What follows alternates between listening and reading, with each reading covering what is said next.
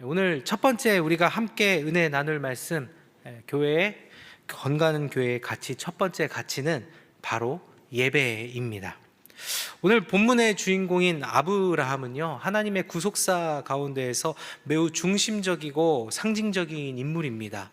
우리에게 너무나도 익숙한 하나님의 백성이라는 개념이 바로 하나님께 부름받은 아브라함 한 사람으로부터 시작되기 때문입니다. 그래서 아브라함은 믿음의 조상이라는 별명을 가지고 있습니다. 실제로 그는 선민이라 불리는 이스라엘 족속의 혈통적 조상이고 믿음으로 의롭다 하심을 받은 모든 믿는 자들의 영적 대표이며 상징이 되는 인물입니다. 이러한 이유로 하나님께서는 존귀한 아버지라는 뜻을 가진 그의 이름 아브람을 열국의 아버지라는 뜻을 지닌 아브라함으로 바꾸어 주셨습니다. 무엇보다 우리 해성교회 성도님들에게는 아브라함이 더욱 각별하게 느껴질 것 같습니다. 혹시 여러분들 아브라함 하면 가장 먼저 딱 떠오르는 게 무엇입니까? 아무것도 안 떠오르는 기분이네요. 딱 떠오르시는 거, 우리 해성교회하고 굉장히 관련이 깊습니다. 우리 블레스드 블레싱의 비전, 우리 교회가 품고 있는 이 블레스드 블레싱의 비전이 바로 아브라함에게 주신 하나님의 언약에 기초하고 있는 것이죠. 이 외에도 아브라함은 우리에게 너무나도 익숙한 사람입니다. 예를 들어서 애굽에서 아내를 누이라고 속였던 일들, 롯과 헤어지면서 믿음으로 헤브론에 정착한 일들, 이스마엘과 이삭의 출생, 그리고 모리아산에서 이삭을 하나님께 바치려 했던 사건들 등등, 우리는 아브라함에 대한 익숙한 이야기를 많이 알고 있습니다. 그런데 의외로 우리가 잘 알지 못하는 아브라함의 또 다른 모습이 있습니다. 바로 그것이 무엇이냐? 아브라함은 하나님을 향한 열정적인 예배자였다는 사실입니다. 창세기 12장은요, 아브라함의 서사가 본격적으로 시작되는 장입니다. 하나님께서는 아브라함을 부르셨고 아브라함은 그 부르심에 순종합니다. 그런데 참 흥미로운 점 한 가지가 있다면 이 아브라함의 등장이 꽤나 갑작스럽다는 겁니다. 앞선 11장 말미에 그에 대한 족보가 짧게 언급되어 있기는 하지만 그 이외에 아브라함에 대한 설명이나 배경은 거의 나타나지 않습니다. 사실 우리가 삶 속에서 경험하는 모든 만남이 특별한 스토리가 있어야 하는 것은 아닙니다. 만남이라는 것은 얼마든지 갑작스럽게 일어날 수 있는 일이죠. 그런데 아무리 그렇다 해도 하나님께서 아브라함을 부르시고 그에게 하신 말씀을 보면 이렇게 갑작스럽게 하실 수 있는 말씀인가? 라는 생각이 들기도 합니다. 그 말씀이 무엇입니까? 오늘 1절 말씀이죠. 여호와께서 아브라함에게 이르시되 너는 너의 고향과 친척과 아버지의 집을 떠나 내가 내게 보여줄 땅으로 가라. 고향과 친척 그리고 아버지의 집을 떠나서 다른 곳으로 이주하라는 말씀입니다. 그런데 문제는 뭡니까? 그 땅이 어딘지 확실하지 않다는 것이죠. 전에 보여줬던 거기라고 말하는 것이 아니라 앞으로 보여줄 땅으로 가라. 아무것도 보이지 않는데 무작정 떠나라는 말씀입니다. 물론 바로 이어지는 2절 이하의 말씀은 순종에 대한 보상으로서 놀라운 축복들이 약속되어 있지만 그럼에도 불구하고 이 명령은 결코 쉽게 순종할 수 있는 것이 아니죠. 여러분, 고향과 친척과 아버지의 집이 뜻하는 게 무엇일까요? 바로 아브라함의 삶을 지탱하던 모든 것입니다. 그의 안전과 평안, 심지어 생명까지도 보장해주던 가장 기초적이고 중요한 기반들입니다. 그런데 하나님께서는 이 명령을 통해서 그가 의지하고 있던 것들, 특별히 눈에 보이는 그 모든 것들을 내려놓고 이제는 보이지 않는 하나님만을 의지하는 삶으로 나아가라고 도전하고 계신 것이죠. 여러분, 하나님의 도전 앞에서 결단하고 순종해야 한다는 것을 우리는 모두 다 잘 알고 있습니다. 그러나 여러분이 만약 아브라함이었다면 이 명령 앞에 주님 제가 바로 가겠습니다 하고 즉시 자리를 박차고 일어날 수 있었을까요? 당시 환경과 조건을 보면 이거 결코 쉬운 일이 아닙니다. 이때 아브라함의 나이가 몇 살이었다고요? 75살입니다. 여러분, 맨 땅에 헤딩하듯이 무엇인가 새로운 걸 시도하기에 적합한 나이는 아니죠.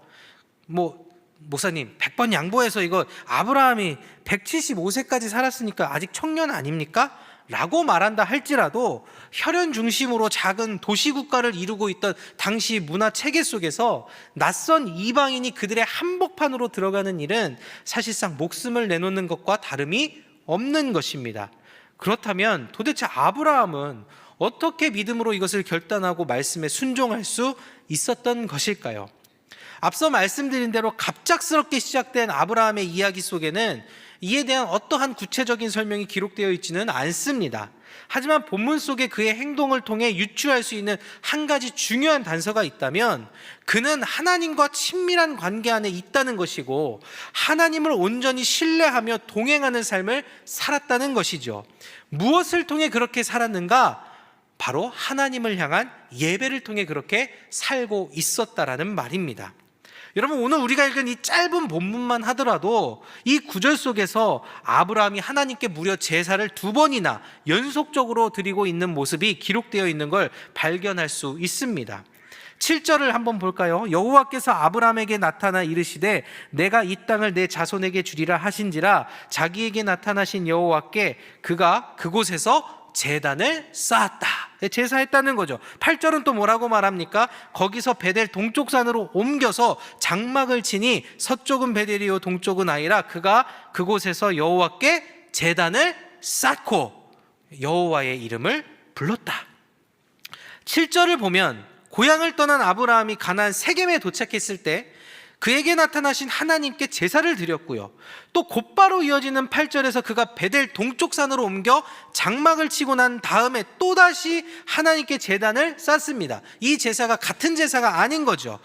이 본문에 대해서 우리가 복잡한 해석을 할 필요도 없습니다. 딱 보여지는 말씀 자체에서 찾을 수 있는 아브라함의 모습이 무엇입니까? 삶의 매 순간마다 계속해서 하나님을 예배하였다는 사실이죠. 사실 우리의 관점에서 보면 이 모습이 조금 불편한 부분이 존재하기도 합니다. 7절에 기록된 제사는요, 아브라함이 이제 막 가나안에 도착한 거예요. 그리고 거기가 이제 하나님이 내게 주실 땅이라는 걸 알게 됐어요. 그리고 하나님께서도 아브라함 앞에 나타나셨죠. 여러분, 하나님 나타나셨는데 예배 안 드릴 거예요? 눈앞에 계신데 당연히 예배 드려야죠. 제사를 드리는 거예요. 그런 반면 8절의 제사는 좀 불필요하게 느껴지는 거예요. 이게 자리를 조금 옮겨서 베델 동쪽으로 산으로 옮겨가지고 장막을 치는 뭐 한 가지 사건이 있었지만 방금 전에 세겜에서 드렸던 제사와 그 의미가 크게 다르지 않지 않습니까? 그러다 보니까 우리의 입장에서 보면 뭐 굳이 제단을 또 쌓는 이 아브라함의 제사는 번거롭고 좀 비효율적인 제사로 느껴질 수도 있다라는 것이죠. 그럼에도 불구하고 성경이 연속된 2번의 제사를 이렇게 자세하게 기록하고 있는 이유는 이 제사를 통해 아브라함이 얼마나 하나님과 친밀한 관계를 맺고 있었으며 하나님과 동행하고 살았는지를 보여주기 위함이라는 것입니다. 우리는 아브라함의 전체 삶을 잘 알고 있죠. 그리고 그 삶을 통해 하나님의 명령에 순종함으로써 복을 받는다는 이 영적 원리 또한 잘 알고 있습니다. 근데 중요한 게 뭐냐? 이와 같은 원리를 따라 살도록 하는 원동력이 뭐냐는 거예요. 바로 하나님을 예배하는 그 삶이라는 거죠. 예배라는 기초 위에 순종이 세워진다는 것을 오늘 말씀은 우리에게 보여주고 있다라는 사실입니다. 앞에 이야기가 설명하지 않아도 아브라함이 갑작스러운 하나님 명령 앞에서 순종하고 나아갔던 건 이미 그가 예배로 충만한 사람이었다는 걸 우리는 추측할 수 있다라는 것이죠. 사랑하는 성도 여러분, 여러분이 생각하는 예배란 무엇입니까? 솔직히 우리는요, 이 설교를 통해서 또 여러 성경 공부를 통해서 예배에 대한 올바른 정의를 많이 들어왔습니다. 잘 알고 있어요. 그런데도 불구하고 여전히 우리 가운데에는요, 주일 예배, 수요 예배나 금요 예배 등 같이 이렇게 잘 준비된 공예배에 참석하는 것만이 예배의 주된 개념이다라고 생각하는 경우가 종종 있는 것 같습니다.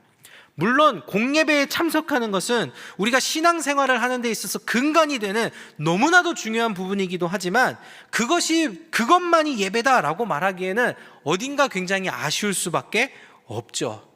많은 신학자들은 예배에 대해서 이렇게 정의합니다.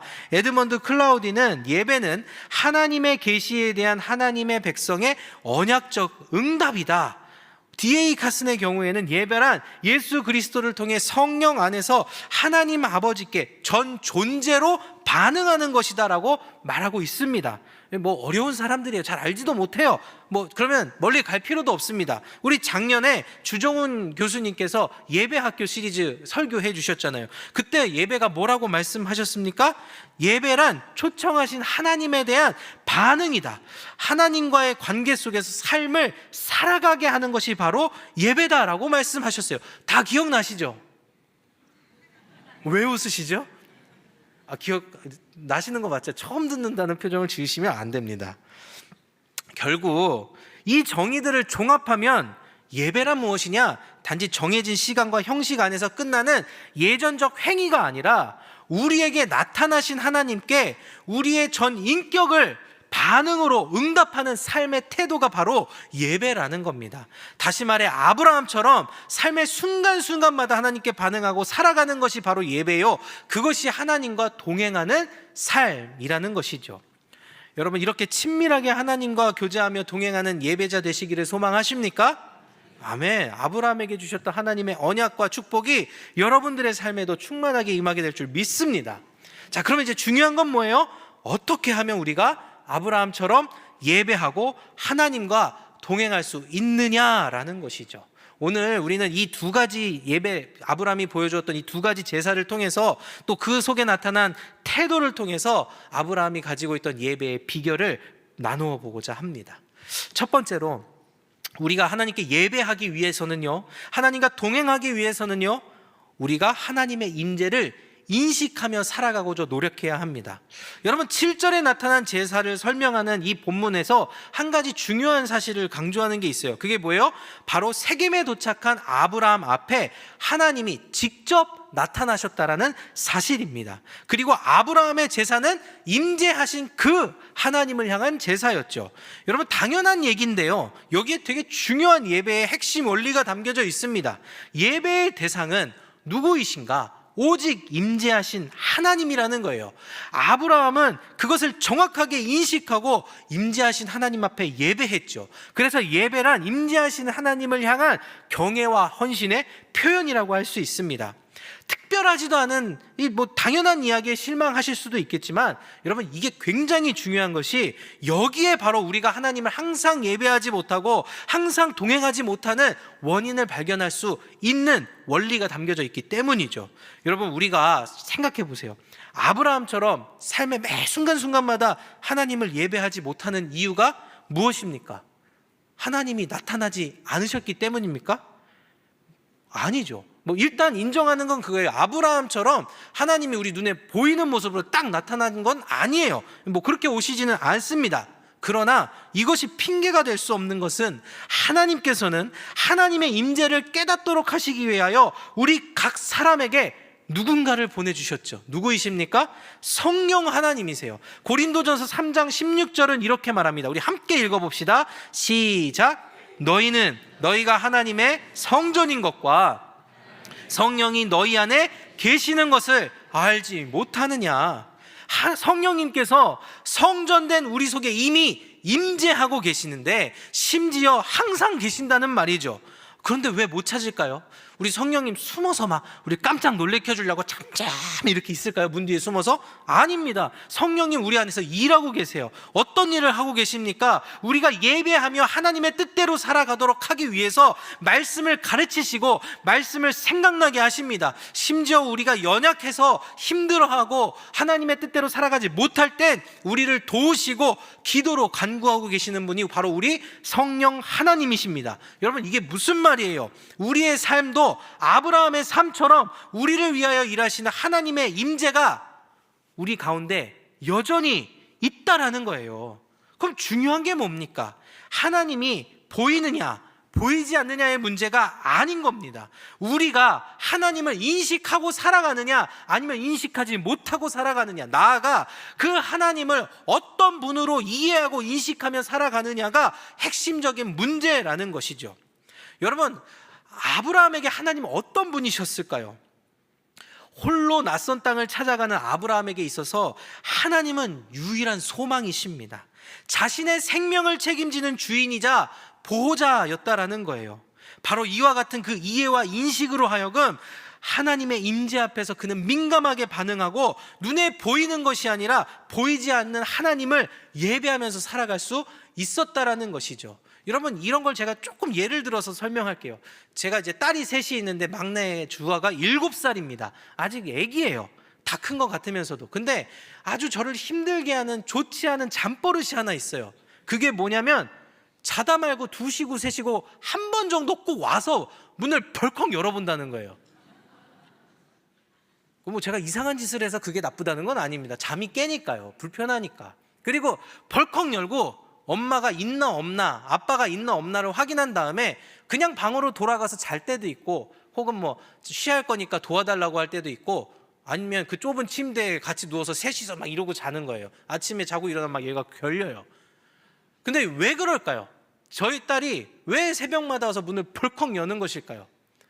엄마 아빠가 있는 것에 대한 그 존재 자체에 대해서 안심하기 때문이죠. 간혹 제가 없을 때, 그러니까 조금 늦게 일어나면 새벽 예배 와야 되니까 제가 없을 때 오기도 합니다. 그러면 거기서 자고 있어요. 그리고 넘어가는 것 같아요. 근데 간혹 이제 저희 아내가 새벽 예배를 가거나 때로는 새벽 운동을 갈 때가 있습니다. 둘이 다 비우면 조금 민망해질 때가 있으니까 한 사람이 나가면 이제 저는 이제 지켜야 될 때가 있잖아요. 벌컥 문을 딱 열고 왔는데 딱 보고 엄마가 없으면 어떻게 하는지 아세요? 엄마가 보고 싶어. 엄마 언제 와? 막 울기 시작하는 거예요. 나 자고 싶은데 막 울면서 엄마 보고 싶어. 그러면 제발 자자, 일로 와, 아빠랑 자자, 막 이렇게 하면서 제가 다독이거든요. 여러분, 누구를 전적으로 의지한다는 건 이런 겁니다. 계속 있나 없나를 확인할 수밖에 없는 거예요. 내 안정감과 내 소망과 나의 평안이 거기에 있다면, 그 사람에게 있다면 그 사람이 있나 없나를 계속 확인하게 된다는 거죠. 여러분, 저희 둘째는 어떨까요? 안 그래요. 그래도 어디 가자 그러면 따라가거든요. 우리 첫째는요, 갔다 와, 나 집에 있을게, 막 이거예요, 이거. 여러분, 왜 우리가 우리 안에 계신 성령님을, 또 나와 동행하시는 하나님을 인식하지 못하고 예배하지 못하느냐? 간단한 겁니다. 나의 소망과 평안이 하나님에게 있지 않기 때문이에요. 그것이 물질이든지 안정적인 나의 일상이든지 나의 자녀든지 혹은 나 자신이든지 하나님이 생각나지 않게 하는 나름의 믿을 만한 구석이 있다고 착각하고 살다 보니까 내가 계속해서 하나님을 찾고 인식하고 갈망하지 못한다라는 것이죠. 여러분, 사람이 조난당해서 바다에 빠졌는데 구명 보트나 구명 튜브 하나 갖고 있다고 생각해 봅시다. 여러분, 이거 놓치면 어떻게 되는 겁니까? 죽는 거예요. 제 영화 같은 데서 보면 많이 나오잖아요. 이거 바다에 둥둥 떠 있다 보면 막 물도 차갑고 때로는 햇볕이 너무 쨍쨍 비치고 몸은 피곤하니까 막 졸음이 오는 그런 장면들. 근데 그때 어떻게 합니까? 그 주인공들이 그냥 졸리니까 놓고 자야겠다. 아니에요. 혹시나 이거 놓칠까 봐 깜짝 깨면서도 붙들고 있는 거예요. 끝까지 붙들고 있는 거예요. 주인공이라면 일단 구원받고, 주인공이 아니면 좀 생사의 여부를 확인할 수 없죠. 네. 그런 것이 이 내 생명과 안전을 의지하는 것이라는 사실입니다. 여러분, 우리가 소망 되시며 살 길 되시는 하나님의 임재를 인식하고 신뢰하며 살아갈 때에 우리의 삶은요, 자연스럽게 예배가 된다는 겁니다. 저와 여러분이 그와 같은 하나님의 백성 되길 주님의 이름으로 축복합니다. 자, 두 번째로, 우리는 하나님의 약속을 신뢰할 때 하나님께 예배할 수 있습니다. 7절에 보면은요, 아브라함에게 나타나신 하나님께서 순종한 아브라함을 향하여 또 한 축복의 말씀을 주십니다. 아브라함이 순종해서 도착한 이 땅을 그 자손에게 주리라라는 약속이죠. 이전까지 아브라함은요, 어디로 가는지도 모르는 너에게 보여줄 땅을 찾아서 정처 없이 가고 있었습니다. 그런데 이 시점에서 그 너에게 보여줄 땅은 바로 이 땅으로 명확해지죠. 일단 아브라함 속이 속 시원했을 것 같아요. 아, 여기였구나. 좀 알려주지.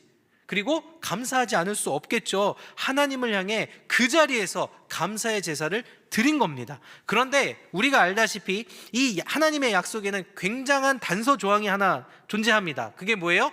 이 축복의 땅을 받아 누릴 대상이 지금 여기에 도착한 아브라함이 아니라 그의 자손들이라는 거죠. 실제로 아브라함의 후손들인 이스라엘 백성들이 가나안 땅을 언제 차지하게 됩니까? 훨씬 오랜 시간이 흐른 이후, 출애굽 이후 정복 전쟁을 통해 여호수아 때에 그것을 차지합니다. 근데 그것도 완전히 차지한 거 아니에요. 완전한 그 땅의 축복이 성취되는 때는 언제인가? 거기서부터 더 오랜 시간이 지나 다윗과 솔로몬의 때에 그 온 땅을 차지하게 된다라는 것이죠. 그리고 진짜 놀라운 반전이 있다면 사도행전은 이렇게 말합니다. 아브라함은 그의 발붙일 어떠한 땅도 받지 못했다. 평생을 이방인으로서 살았다라는 이야기입니다. 야, 이거 어떻게 보면 되게 억울한 이야기 아닙니까? 나한테 줘도 속이 그냥 이게 아쉬울 판에 왜 나는 안 주고 누군지도 모를 내 후손에게 주시지? 근데 여러분, 아브라함은 그렇게 생각하지 않았어요. 하나님의 약속에 대해서 억울해하거나 원망하지 않았습니다. 왜 그렇습니까? 이것이 그대의 소망이 되고 감사의 제목이 되었기 때문입니다. 왜 그가 어떻게 그것을 소망으로 잡았느냐? 아브라함이 확신하는 게 하나 있었죠. 하나님이 어떤 분이신가? 약속을 반드시 지키시는 분이다 라는 확신이 있었기 때문이에요. 여러분, 우리가 살면서 지금 누리는 것들, 하나님이 지금 주시는 당장의 복들, 이거 참 큰 기쁨이고 평안이 됩니다. 여러분들도 그거 원하시죠? 아닌가 봐요. 저는 되게 좋아요. 네. 저는 혼자 아멘 할래요. 아멘. 네. 그런데요, 소망은요, 그거보다 더 놀라운 힘을 갖고 있어요. 어떤 힘이냐? 위험한 상황, 내가 위태로운 순간조차도 이 소망 하나를 붙들고 감사로 이겨내게 하는 힘이 있다라는 거예요. 왜 그렇습니까? 지금 아무리 힘들고 어려운 상황이고 위태한 상황이라 해도 남겨진 소망이 있고 그 소망은 반드시 하나님이 이루실 것이기 때문에 지금이 끝이 아니다라는 걸 확신할 수 있잖아요. 바로 이게 소망이에요.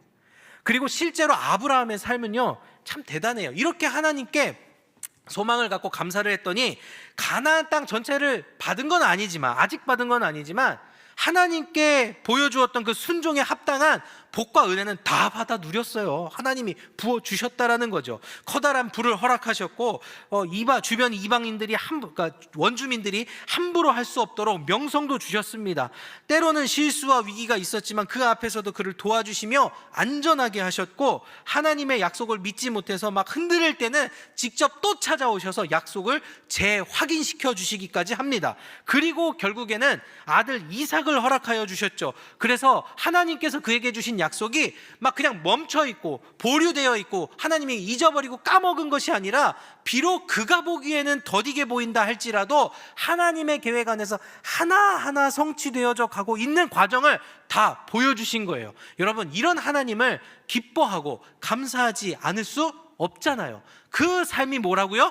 예배라고요. 이 반응, 감사의 반응이 예배라는 사실입니다. 여러분들은 이 땅에서 무엇을 소망으로 삼아 오늘을 살아가고 계십니까? 모든 것이 변하고 사라지는 세상 속에서 여러분 변하지 않는 딱 한 가지의 소망 무엇인 줄 아십니까? 바로 우리를 향한 하나님의 약속의 말씀뿐입니다. 우리가 이것을 기억하기를 소망합니다. 하나님은 그 말씀 안에서요, 각 사람에게 저마다의 비전과 소망을 주셨어요. 여러분, 우리가 이 땅을 기쁨으로 살아가는 방법은 지금 눈에 보이는 다른 것들 쫓아서 막 힘겹게 최선을 다해 전력 투구하고 살아가는 것도 중요하겠지만, 그보다 앞서 말씀을 통해 내게 주신 하나님의 비전과 소망을 먼저 붙드는 것입니다. 이것을 붙들고 살아가면 하나님 어떻게 일하신다고요? 내 속도와는 조금 다를진 모르겠지만 하나하나 이루어 가고 계심을 알게 한다고요. 나조차도 비전을 놓아버리고 소망을 잊어버리고 사는데 하나님이 무슨 일을 어떻게 하는지 제가 무슨 관심을 갖고 살아가겠습니까? 우리가 소망을 붙들 때, 하나님의 약속을 나의 감사의 제목으로 붙들 때 그 제목 그대로 일하고 계시는 하나님을 우리가 발견하게 될 줄 믿습니다. 마지막 세 번째입니다. 우리는요, 성도의 정체성을 날마다 선포하며 살아갈 때에 하나님을 예배할 수 있습니다. 7절에서 하나님께 제사드린 아브라함이 이제 본격적으로 그가 거주할 땅을 찾게 됩니다. 그래서 8절의 말씀을 보면 그가 베델 동쪽 산으로 자리를 잡고 장막을 쳤다고 기록하고 있죠. 그리고 제단을 쌓았습니다. 제사를 드린 거예요. 일단은 말씀을 나누기 전에 잠깐 삼천포로 빠지자면 여러분들에게 권면하고 싶은 말씀이 한 가지 있어요. 여러분, 사정에 따라 이사하거나 입주하시면 꼭 이사신방 받으시기를 바랍니다. 지금 장막을 치고 드린 제사가 뭐예요? 이사신방인 거예요. 아버지의 집을 떠나서 여기로 이사 와가지고 가장 먼저 한 게 이사 신방인 겁니다. 근데 간혹 어떤 분들 보면 이게 자가가 아니고 전월세다 보니까 또 이사 갈 거라 목사님 부르는 게 조금 민망합니다 이렇게 말씀하실 때가 있는데요. 여러분, 불러주셔서 귀찮아한 적이 없습니다. 안 불러줘서 서운하지. 꼭 불러서 목사의 마음을 서운하게 하지 마시고 예배를 통해 은혜와 복으로 그 가정을 시작하며 나아가면 좋을 것 같아요. 저는 안 드릴 것 같죠. 저도 목사이기 이전에 성도이기 때문에 이 신방 제가 복 받는 방법이라고 굉장히 사모하는 사람입니다. 그래서 사역지 옮길 때마다 무조건 담임 목사님 청하여서 이사 신방 저 꼭 받습니다. 진짜예요. 저도 신방 너무너무 좋아하는 사람이니까 자기는 안 하면서 우리만 시킨다 이렇게 생각하지 마세요. 저 해성교회 부임하고 했을까요? 안 했을까요? 당연히 했죠. 저희 담임 목사님 처음에는 너랑 나 사이에 무슨 신방이냐 이렇게 하는데 제가 막 끝까지 목사님 해주세요. 언제 해주실 겁니까? 그래가지고 결국에는 진짜 받았습니다. 여러분, 아브라함도 드린 이사 신방이니까, 이사 예배니까 여러분도 꼭 이사하시면 이사 예배 드리시기를 권면합니다.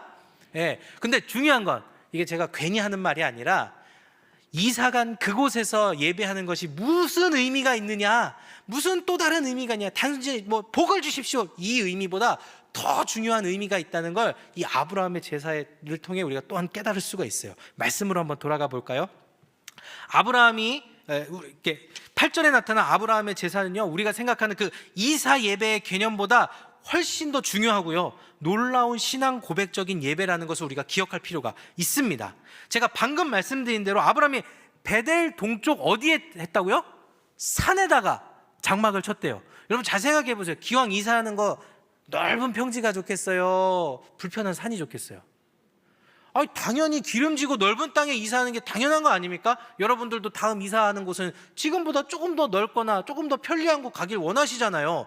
이게 당연한 사람의 마음인데 이상하게도 아브라함은 좋은 땅이 아니라 가장 좋지 않고 불편한 산에 장막을 쳤습니다.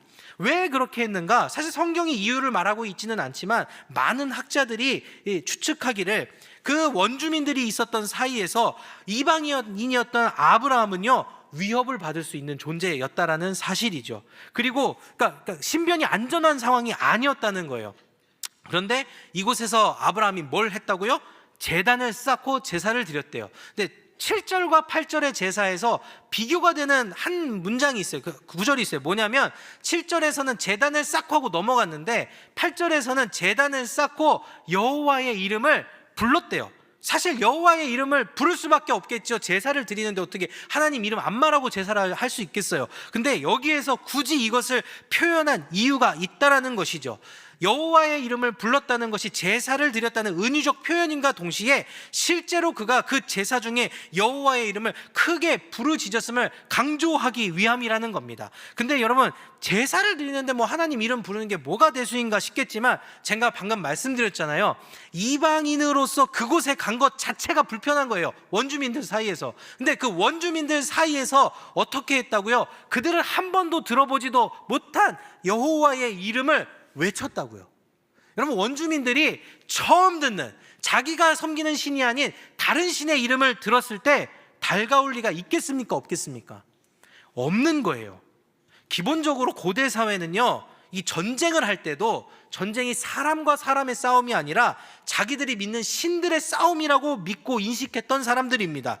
그런데 아브라함이 자신들의 땅 한복판에 불쑥 찾아오더니 거기서 자신들의 신이 아닌 다른 신의 이름을 불렀다? 이게 만약에 원주민 귀에 들어갔다 그러면 사실 이건 심각한 도발로 여겨질 수 있는 상황 아닙니까? 그런데도 불구하고 아브라함은 그렇게 한 거예요. 왜 그랬느냐? 이 이유가 중요한 겁니다. 지금 이 땅에는 누가 살고 있어요? 가나안 원주민들이 살고 있어요. 그러나 아브라함은 알고 있는 거예요. 이 땅이 그들의 땅이 아니라 누구의 땅이다? 하나님의 땅이다. 그리고 하나님이 내게 그리고 나의 후손들에게 주실 땅이다. 그래서 나는 이곳에서 저들과 동화되어서 저들과 똑같이 살아가는 게 아니라 여전히 하나님의 백성으로서 이 땅을 살아가겠다라는 신앙 고백을 선포한 것이죠. 히브리 원문을 보면 문법적으로 볼 때는 사실 지금 잠깐 와서 이사 예배 한 번 드린 것처럼 표현되고 있지만 성경 전체에서 여호와의 이름을 부르다라는 표현은요, 사실 반복적이고 지속적인 예배를 나타내는 행위로 표현되어집니다. 다시 말해 아브라함은 지금 자신이 하나님의 백성을 잊지 않기 위해서, 자신의 정체성을 놓치지 않기 위해서 눈앞에 보이는 수많은 그 신변의 위협을 무릅쓰고 몸부림치며 예배하고 있다라는 것이죠. 조금 더 정확하게 말하자면 계속해서 하나님을 찾고 부르짖으며 예배할 수밖에 없었다라는 사실입니다.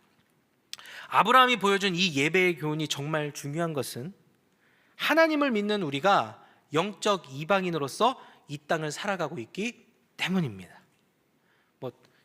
100%는 아닐 수도 있지만 여기에 모인 우리는요, 혈통적으로 토종 대한민국이잖아요. 그렇죠? 대한민국 국민입니다. 변함없습니다. 하지만 세상의 사조와 가치관 안에서 하나님을 믿는 우리는요, 확실한 영적인 이방인들입니다. 그들이 우리가 달가울까요? 달갑지 않죠. 반대로 말하잖아요. 다르게 말하잖아요. 듣도 보도 못한 것들을 실천하면서 살아가려고 하잖아요. 위협이 있을 수 있고 고난이 있을 수밖에 없다라는 거예요. 여러분, 그럼 이런 세상에서 어떻게 해야 우리가 우리의 정체성과 신앙을 지키며 살아갈 수 있을까요? 적절히 세상 눈치 보면서 살아가고 타협하면 되는 겁니까? 막 뭐라고 그러면 아닌 척하고 좀 잠잠해지면 그때 다시 나 원래 믿는 사람이었어 라고 말하면서 살아가면 우리가 정체성을 제대로 지키고 믿음의 삶을 살아낼 수 있는 겁니까? 그렇지 않아요. 여러분, 히브리서 말씀 뭐라고 이야기하는지 아십니까? 10장 39절 상반절에 보면 우리는 뒤로 물러가 뭐 할 자가 아니라고요? 멸망할 자가 아니래요.